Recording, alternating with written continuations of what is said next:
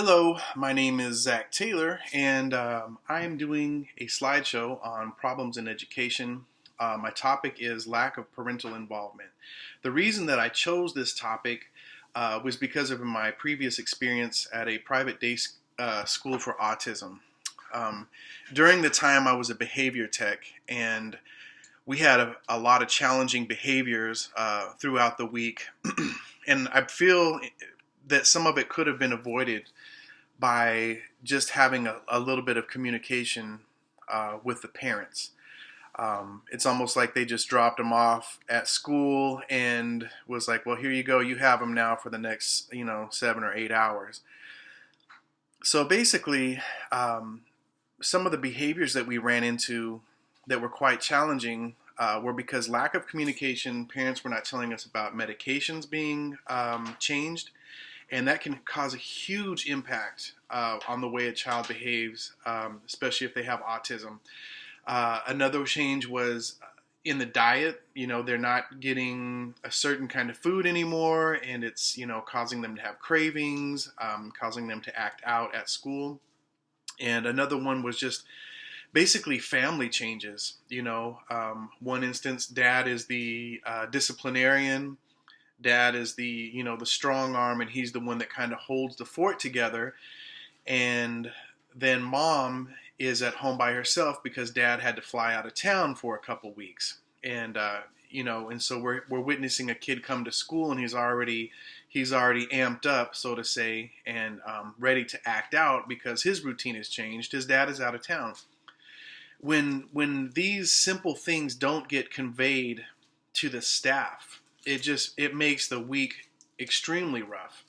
And if I could tell you how many moments that I've had when I've looked back over the week after speaking with a parent or getting an email and then saying, oh, okay, so now that makes sense why little Johnny was doing this, or that makes sense why little Susie was having such a rough week. And all that could be avoided just by being proactive and communicating effectively. So, my first slide basically says, lack of parental involvement. We have communication issues. The classroom instruction is not sufficient. We have incomplete homework, medical issues not addressed, family changes not communicated. And I already hit on the family changes and the medical issues, the communication issues. So classroom instruction is not sufficient. A lot of times we teach the kids hygiene, like just basically, things like brushing your teeth. And we need the parents to continue on what we're teaching them. So if we're teaching them, yes, you're going to have to spend more than 3 seconds with a toothbrush in your mouth. You're going to have to spend at least 30 seconds. And we time them, and they can brush their teeth for 30 seconds at school.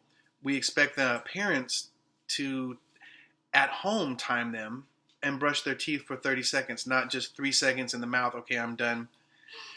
It has to continue on, and I know that's more of a life skill, but that's just one example of how the teaching doesn't just stop at school. If we see a student doing well in a certain academic area or life skill area at school, but then they go home and mom's like, well, he can't do that at home. He doesn't know how to count at home, or he doesn't know how to comb his hair at home. But all the staff have witnessed him do these things at school. We need that to go home, and for the parent to continue on helping their child, helping our students. So that's why I say classroom instruction is not sufficient. It has to carry home, especially when you have kids with special needs. They have to have a constant surrounding of people who know what to expect from the student, and knowing that the student knows that they are going to be expected to perform a certain way. And that again, that comes back to incomplete homework. And parents have got to make that a priority in order to get those assigned lessons or just assigned life skills accomplished. My second slide is about affected stakeholders. Firstly, the students are affected. If we don't teach them well, they're going to have they're going to have an insufficient education in either, academic area or life skills. Another affected stakeholder, of course, the behavior techs. They're hands-on with the students all day.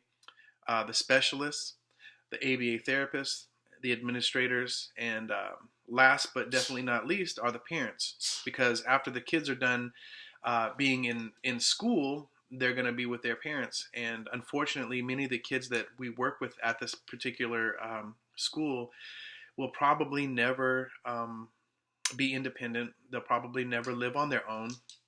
And they're either going to be under the care of a family member, or they might have to go to a specialized facility. So those are the people who are affected. Those are the stakeholders. And so the initiatives for change. With all the potential benefits of parental involvement, spending time and attention to a child's education should be a top priority for all parents. When parents foster an atmosphere of learning and collaborate with educators, the entire educational system benefits, from students to teachers to parents themselves. So basically, in a perfect world, a teacher would work with the student, and the student would work with the teacher, and the teacher would work with the parent, and the parent would work with the student, and it would be just this perfect world. Unfortunately, it seems like the relationship is the teacher works with the student, and the student works with the parent, but the parent doesn't necessarily work with the teacher in an effective way, which, especially, like I say, dealing with kids with special needs, the training and the schooling and all the lessons need to go home, and there needs to be an effective communication in order for progress to be made. Initiatives for change. I suggested a parent volunteer program with reduced tuition incentives.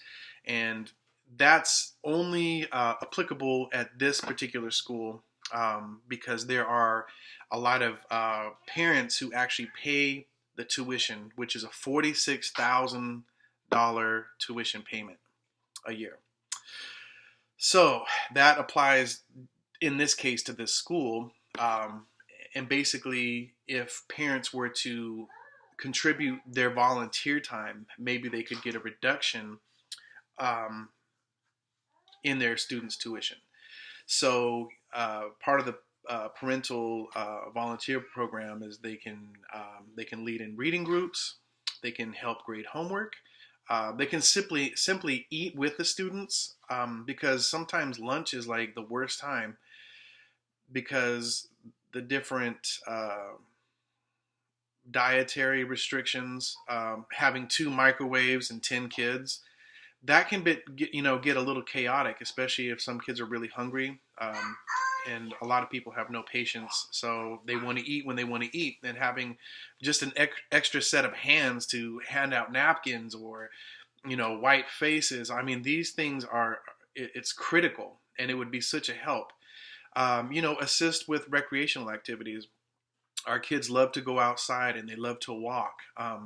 And we would love to be one-on-one with the students because a lot of them need that. Unfortunately, at lunchtime, it's not one-on-one. And we have some mouthers, as we call them. They put everything in their mouth. And sometimes you don't even notice it until 5 minutes after the fact. They've been chewing on a rock or a stick, and their mouth is completely dirty. It would be helpful to have some parents just come and just play with the kids at lunch, and they could lead arts and crafts or help out in arts and crafts. Another initiative for change would be a support group for special education workshops, a monthly support group for parents with special needs children. They can encourage communication among parents and teachers, promote emotional well-being, create a sense of community. These support groups are necessary for people with special needs. They have a specific set of issues that only they would understand. And because each kid with special needs are so completely different, a support group, just to talk to somebody, would be so helpful for these parents and the teachers. A workshop to address specific challenges. Specialists can give sound advice about problematic behaviors, promote healthy study habits, social skills, and occupational skills. Little Susie's having a hard time holding a fork. A specialist can, come in and like an occupational therapist can answer like, well, they can start by holding their fork this way. There's a special fork. Here's a special plate that we can move them into some of these basic skills that they need to acquire, and it'll help the parents and it'll help the teachers. It's kind of like a whole cyclical thing that everybody could benefit from, and just these workshops and these support groups would build a bond and a special relationship to where it's not weird for the parent to call in and say, hey, little Johnny, his tummy hurts. So if he's tired today, or if he's quiet, or if he's angry today, this is why. And it's all focused on the relationship, and it just really helps everybody involved, especially the kids, because a lot of these kids are nonverbal. They're the ones that lose in the end because they cannot communicate. Hey, my head hurts because of my medication. My head hurts because I didn't eat breakfast this morning. So here's the principles of change leadership. Number one, good leaders lead by example. This quote from Kouzes and Posner says, you've got to walk the walk, not just talk the talk. Leaders are responsible for modeling behavior based on the values they communicate. That's the teachers, okay? We have to encourage creativity, and that's for the administrators. You can't use up creativity. The more you use, the more you have. Maya Angelou. And you have to empower others to act. You have to give away some of the power. The administrators have to let the teachers have a few good ideas and let them act upon their good ideas. If it's good, awesome. If it doesn't work, well, you tried and it's time to move on, but you have to empower them to act. Jesus did the same thing when he said, go out and I'll make you fishers of men. And we have to lead from the heart. Last but certainly not least, we have to love each other and we have to love our kids. And so you can go ahead and look at the slideshow. I hope you've enjoyed it, and I hope I've expressed my thoughts well enough. And last, I will leave you with a Merry Christmas, and I hope you have a Happy New Year. Stop.